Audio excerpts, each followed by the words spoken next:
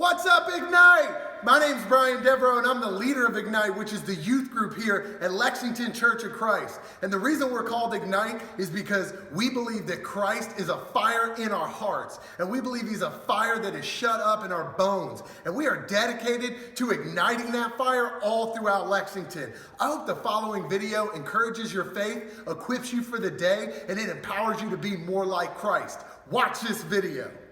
Good morning, Ignite. Hey, welcome back with us. We're so glad you're joining us this morning for our morning Devo. I got a question for you this morning. Have you ever forgotten somebody's name? That is so frustrating, right? It's frustrating whether you're the person forgetting the name, but it's so much more frustrating if you're the person whose name is forgotten, right? We all like our name to be remembered.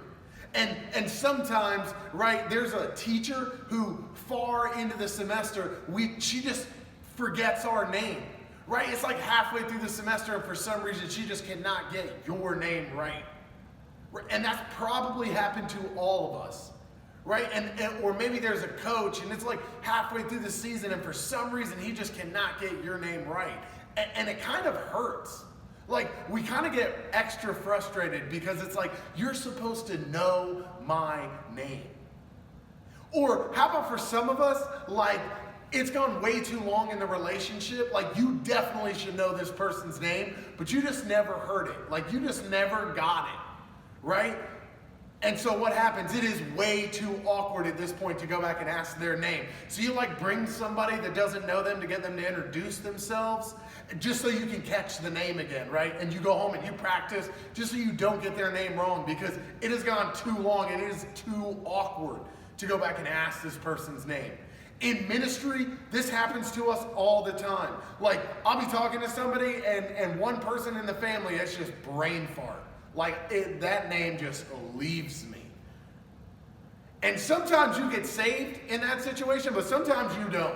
Sometimes you crash and burn. Name forgotten, person feeling like you don't value or remember them at all. I actually personally will do this thing where I will get two names for somebody in my head, and years will go by and they will just stick. Like, years will go by and I'll be like, it's either Justin or it's Dustin. And they get so frustrated because it's like, we've known each other for like 3 years, Brian. Like, how are you still getting me confused, right? Or it's like, it's either Ashley or it's Katie. You know, but the two of them, for some reason, when I see you, both of those names come up and I can never pick between the two.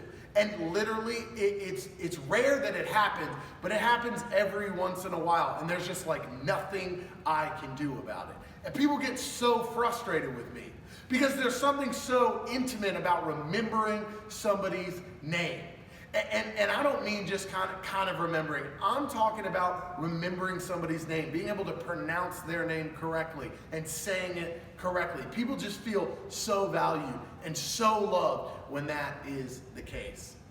And if you tuned in with us last week, we talked about a guy named Jacob, and if you haven't watched that video, I'd encourage you to go back and watch it, because this man named Jacob wrestled with the angel of the Lord all night, and it was so important to him that this angel of the Lord knew his name. He wanted to be known intimately by God. And it was so important, and it was a defining moment in the story when the angel of the Lord told Jacob that he knew his name. And it meant so much to Jacob. And this week, we're going to be talking about a man named Moses that happens in the second book of the Bible. This is later on in the Bible story. A man named Moses who will be a great leader of Israel, God's chosen people. And Moses has a past that he's not very proud of. When the Lord comes to him and says, Moses, I'm going to use you, Moses is kind of like, hey, I'm not the guy for the job. Are you sure you want to use me? And the Lord comes to him and it's spectacular. Like, there's this bush that's on fire and it's not being burned, it's just lit. And the voice protrudes, the voice of God protrudes out of this burning bush. And it calls Moses, and Moses is like, God, listen, I'm just not the guy for the job. Like, I've got this stuff in my past. I've got these things that I've done. And God's like, no, Moses, I want to use you. And in the Bible, there's so many times where God shows us that he knows our name. There's so many times where this man, God's son named Jesus, shows us that he knows our name. But today we're going to talk about a story of a little different kind. Because Moses puts a question to God. He says, when I go to your people, God, what if they ask me, what is your name, God? What is your name? And God answers Moses. He says, I am who I am. And that definition of what God's name is where we get the Israel name for God, called Yahweh. And this name for God is so much different because God is always the one naming us. But Moses says, God, what if your people ask me, what is your name? Because I'm coming to them and I'm telling them that you have selected them, that they are your treasured possession, that God, that you see them. But what if they say, well, what's his name? And God says, you tell them that my name is I am who I am. My name is Yahweh. And they are my chosen people, and I am their God. And God journeys all throughout the Old Testament with his chosen people. And they know his name.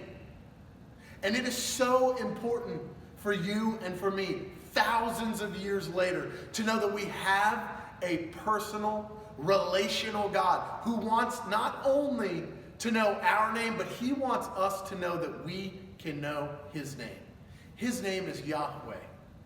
And at the perfect time in history, God sent his son. See, when God defined your and my relationship with him, when God broke through history, when God broke through science, and he decided to prove to the world that he was who he said he was, that he decided to prove to the world that he was a perfect and loving relational God, he didn't send an argument. He didn't send facts. He didn't send a great case. He sent a person, and that person had a name, and his name was Jesus Christ. And I'm here to tell you today that the relationship that you can have with Jesus is not only defined because he knows you. For some of us, we've heard that our whole life.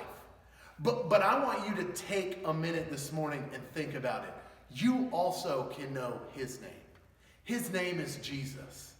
And he wants something so beautiful and so relational and so personal with you that he wants you to know you can know my name. You can come to me anytime.